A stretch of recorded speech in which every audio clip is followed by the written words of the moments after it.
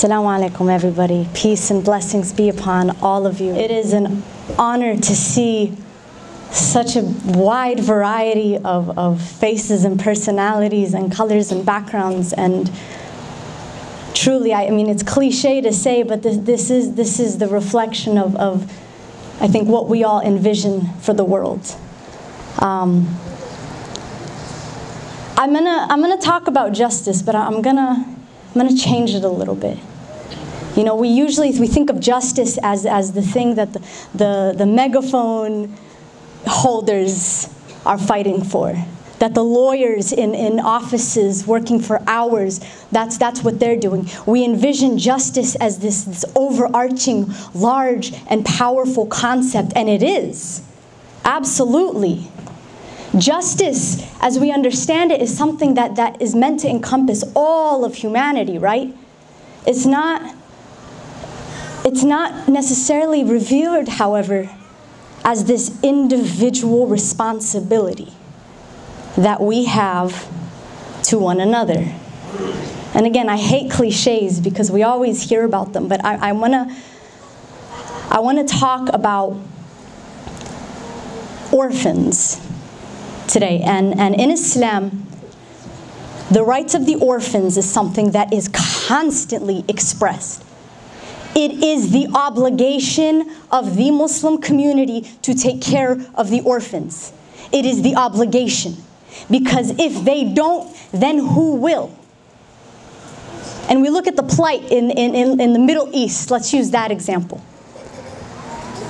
When you look at these terrorist groups, ISIS and Taliban and Al-Qaeda and all of these, they're young men. A lot of the recruits, they're young men. And in a lot of cases, these young men have something in common in that they were orphaned. And when you're in a war zone like in Iraq, for example, in the history of Iraq, in all of its history, there had never been a suicide bombing until 2003.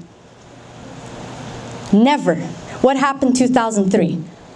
Invasion. I was sitting in classroom in Syria, in my second grade class, and we had to be evacuated. And there you see these airplanes flying across the sky, headed over to our neighbors. And the war was very destructive. And it rendered many, many families absolutely devastated, completely broken. The thing is, when it comes to war, it doesn't matter who the one who's dropping the bomb is. When it comes to war, the targets, they're not usually places where the government officials reside. Yeah, eventually, sure.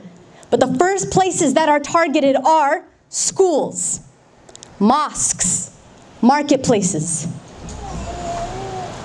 Just a year ago, April 4th, 2017, my family in Syria's home, in a neighborhood, it was a neighborhood of just civilians, just people. It was targeted and it was bombed directly from above. And 11 members of my family were wiped out just like that. Someone had gotten a hold of my cousin's phone, and we thought she was the one texting us the entire time as they were pulling the bodies of my family members out of the rubble. And the first body was my father's sister. It was my aunt. This was not a political realm. This was a humanitarian place. This was a home.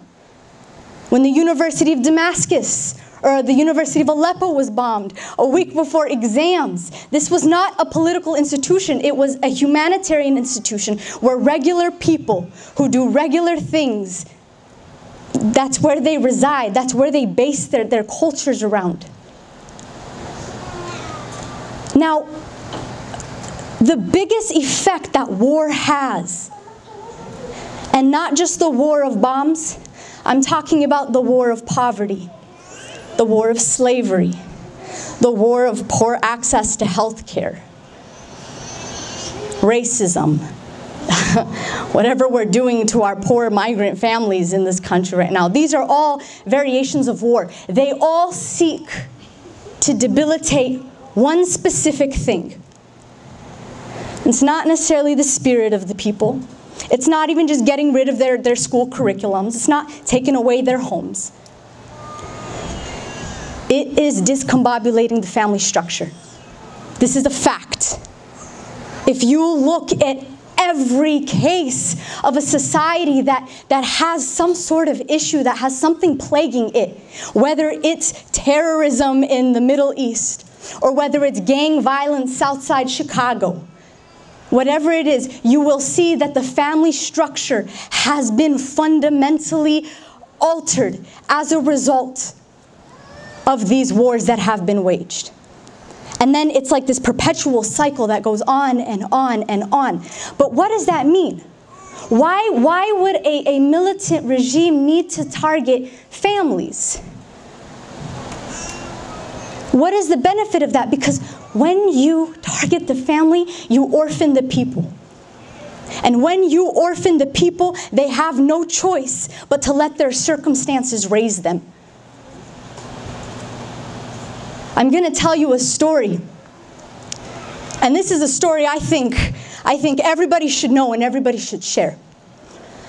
And I'm sorry for the intensity of this for my young folk in the room, but there was a young boy with his sister and his mom and dad, and they were crossing the border out of Syria. And this was early on. This was before the conflict became armed. You know, where there was a Free Syrian Army or whatever. It was when there was protesters and then the regime, right? And this family was crossing the borders. And when you cross the border, you got to bring money to make sure you can bribe your way out, right? That's the only way you're going to go, because you're reaching military checkpoint after military checkpoint. There's a reason why women who've been widowed don't get to leave the country like others, because when you're a woman alone trying to cross the border with an all-male militant checkpoint, I don't need to say what the risks are, right? But this was a father, a mother, a son, and a daughter. The son was said to be about 12, 13 years old. The girl, she was in her teen years, and they stopped at the checkpoint, and they said, "We'll let you go." And they pointed to the girl, "But we want her first, just to borrow her." What the family had to then witness was so disturbing that 2 weeks later, the young boy, I don't know where he got his resources from, came with a bomb strapped to his body back to that checkpoint and blew himself up along with everybody else. This was a child. And yes, he had his mother and father with him, but the point that I want to make here right now, there is a reason why in Arabic we describe the community as the ummah, right? How do you translate the word ummah? Family. That's what the word ummah means. It doesn't mean just community, it means family. Rasulullah sallallahu alayhi wasallam, say sallallahu alayhi wasallam, peace be upon him, he called us his family. And right now, I think that the state of not just the Muslims in the world, but humanity as a whole, it's like we don't have our Father to guide us, almost like we are orphans, right? And we're in a position right now where, no, we can't blame ourselves for what's happening in the world, but we must hold ourselves accountable. The orphans, the actual literal orphans, the ones who are without fathers, the ones who are in a state where they don't have the resources that a regular family does. Yes, they still have their rights. But right now, we need to approach one another with, as if we are all orphans in this great community, in this great family. And we need to take care of one another. Politics is getting so rough. And the best way out of it, this is for all you young ladies and boys out there who I know what your Facebooks look like. It's intense. It's so much opinion and so much rage and so much activism and all of these political hashtag trigger words, right? If your politics is anything but human rights, your politics is useless. It will not help us. Human rights, human dignity, that is what the purpose of a family is supposed to establish. A family who is afflicted with poverty, who's afflicted with the hunger or the degrading health of one of its members, and who's facing the bombs outside. The purpose of the family is to provide the only sense of security that can be received in this life. But that's when we talk about the ummah. I'm not necessarily talking about the state of the heart.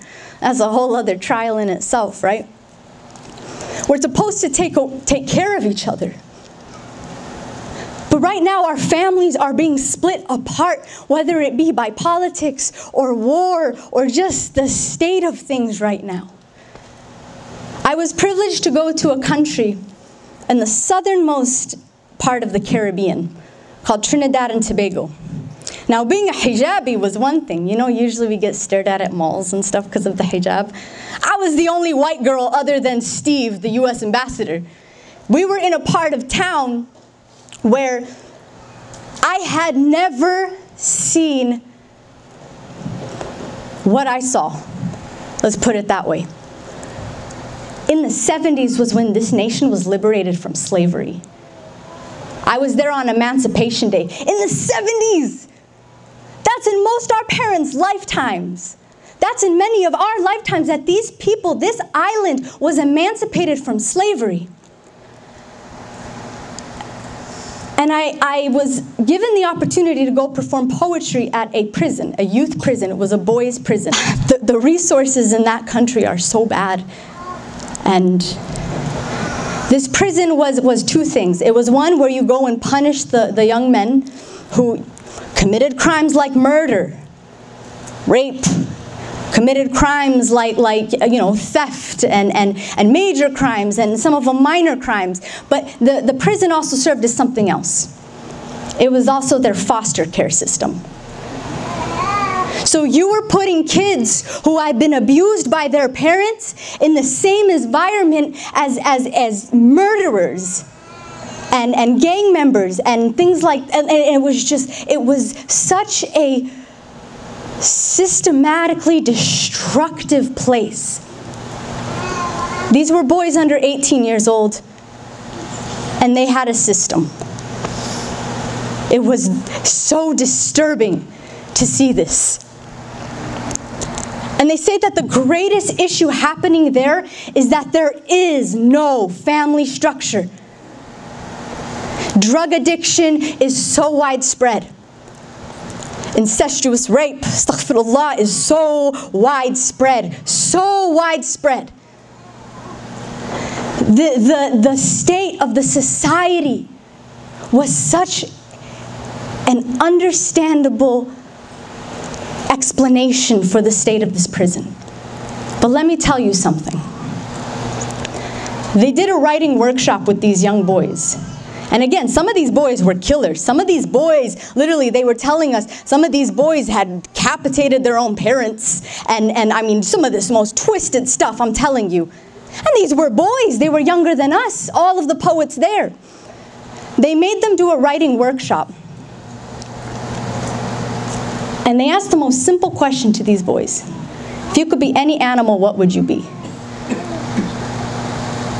You'd think like a bear or like a lion or a shark or some big monstrosity of a creature. These are boys, these are men.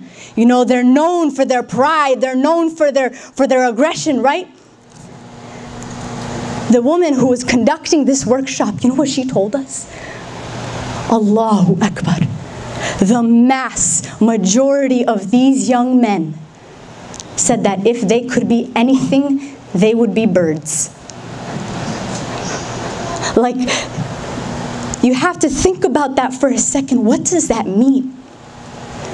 That means despite the aggression and the social diseases that resided in these places, the circumstances that would give anyone a reason to give up on humanity, no doubt about it, they still had it in them to wish that something could just lift them up beyond this world.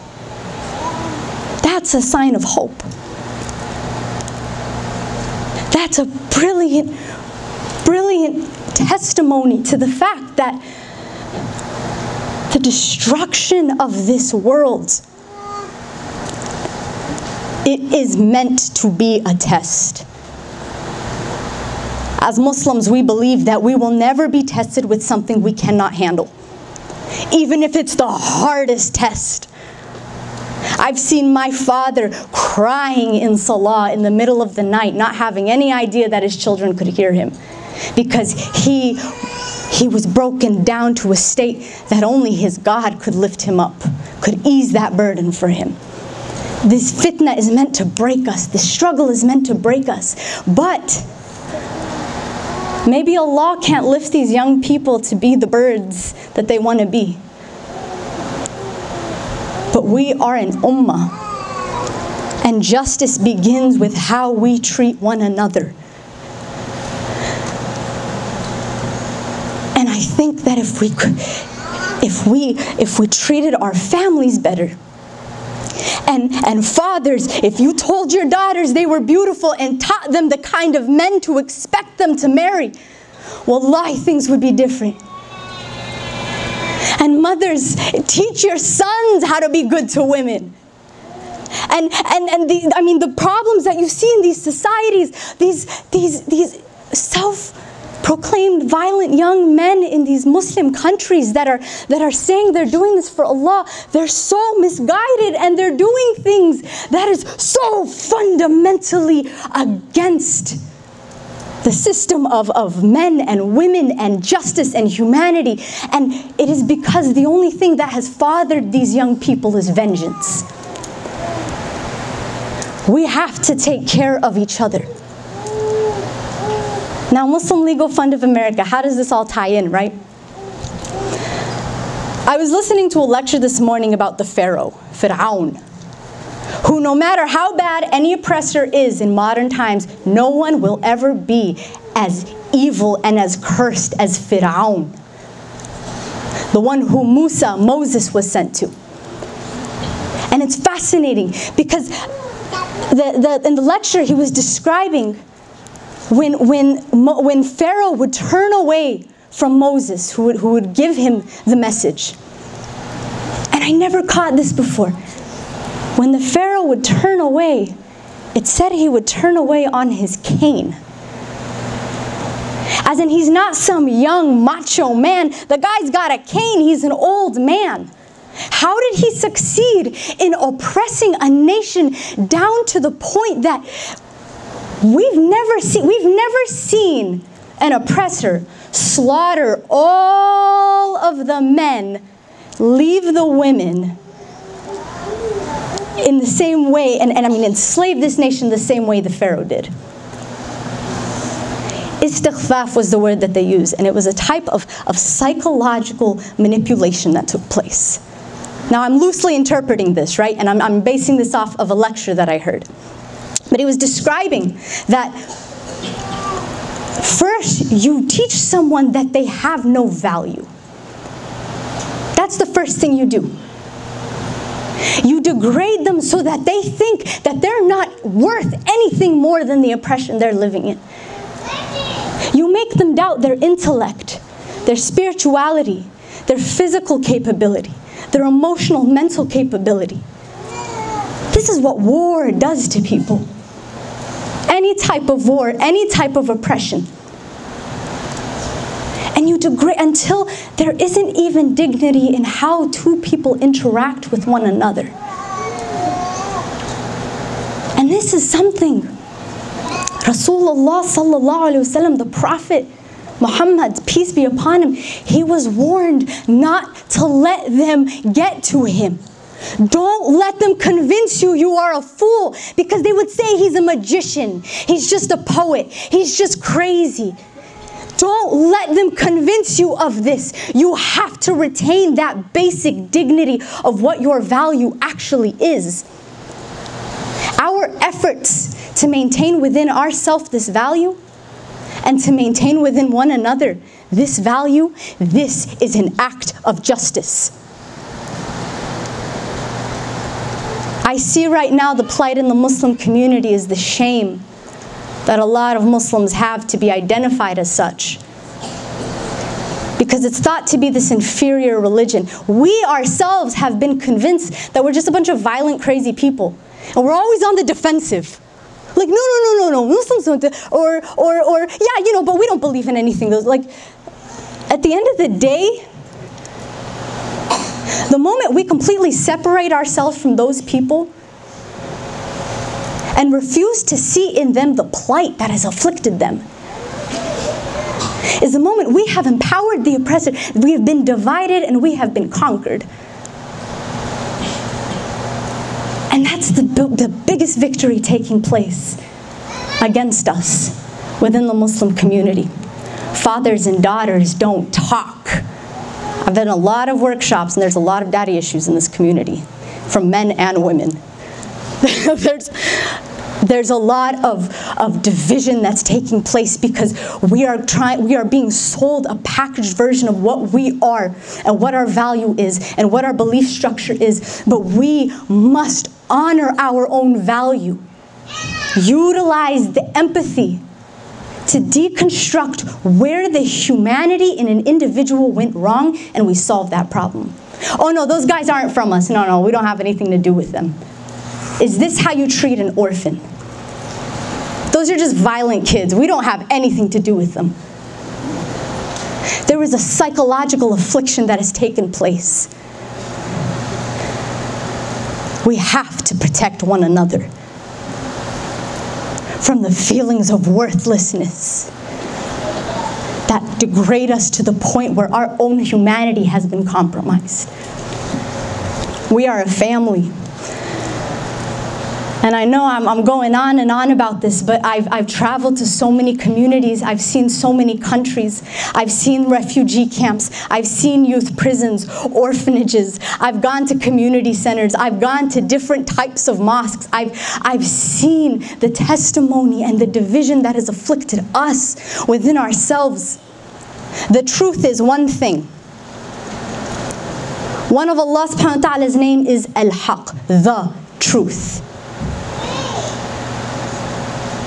The moment we are arrogant in our own humanity, and the moment we reject seeing someone else as one of us and throwing them about, we have enabled ourselves to be conquered and we have empowered the oppression. I'll read you a poem since that's what I do. And I don't know if my lesson really struck with anybody. I know I get a little intense with this, but I just see so much problem in the way we're dealing with each other right now. The devil has one sin, and that is his arrogance. Don't ever think that you, just because you're a Muslim, or just because you're a human rights activist, don't ever think that you are exempt from the risk of arrogance. He made sujood on every planet.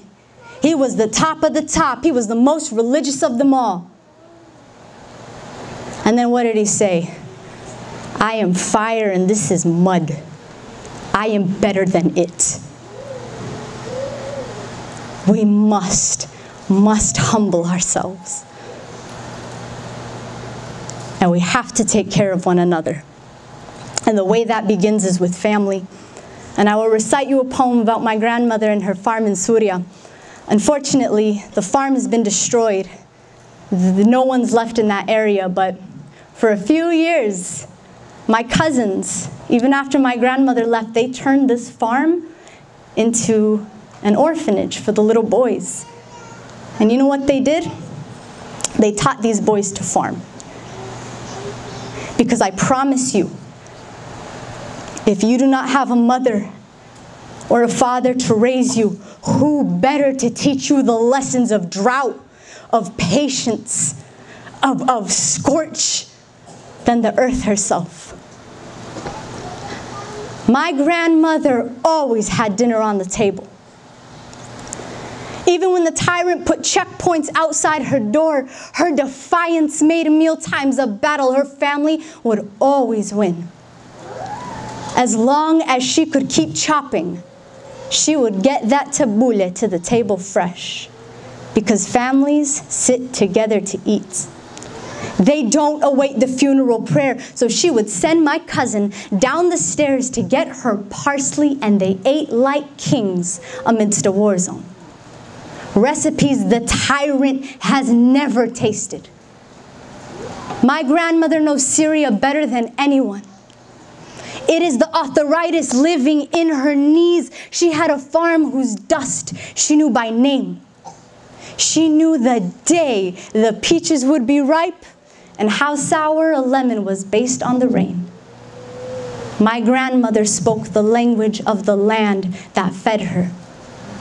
She housed families on her farm that would help till the soil. Their hands colored with dirt and her hands bruised from hollowing out all that zucchini. And they built Syria with a prayer, with a meal, blistered hands, and enough food to feed the neighbors. You see, the falah, the farmer, is the one who knows his country best. It is him to take the first bullets, always. And it is him to stay behind. He knows what his nation needs when she is thirsty. Knows what she will do to his body when he is buried. A farmer knows what his grave will smell like. And when the war started, even the rivers ran away. For the hands of a militant are not like the hands of a farmer. Bullet and earth cannot speak to each other, and blood will never, ever make the crops grow. And so the country stopped growing. She spent her time counting bodies. It's hard to trust the footsteps when everyone is running. When the bombs disguise themselves as clouds, when militants talk dirty about a country whose parsley they have never even tasted. Only a farmer will convince this soil to grow again. He is water in time of drought. His street dialect is the language this dirt prays in. And when he cooks for all those starving people, he is using my grandmother's recipes. They cut down every single tree in my grandmother's farm. They rip the pomegranate from the earth, and the lemons don't grow there anymore. And the Syrian people wonder, does the tyrant not remember who fed him? My grandmother has sworn that she's going to write down every single recipe when this war is over, because she knows what her country needs. We know what all our countries and communities and ummah needs.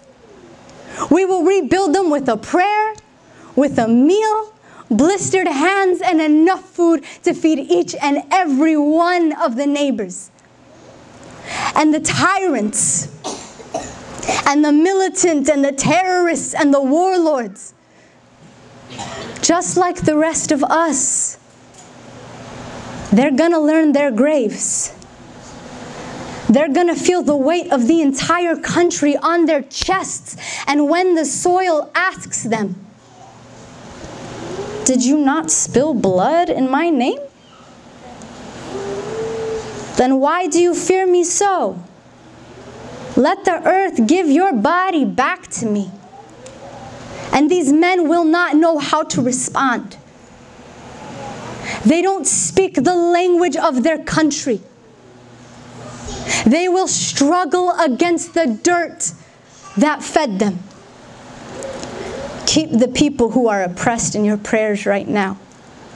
And if we cannot deliver aid to those far away, I urge you, give $1, give $5, whatever you can to this organization, because it is helping preserve the integrity of the Muslim people right now, who are trying to be convinced that their rights don't matter. We have to stick with one another, protect one another, contribute to one another. Give what you can, and everyone can give something. I appreciate you listening to me talk and talk and talk. And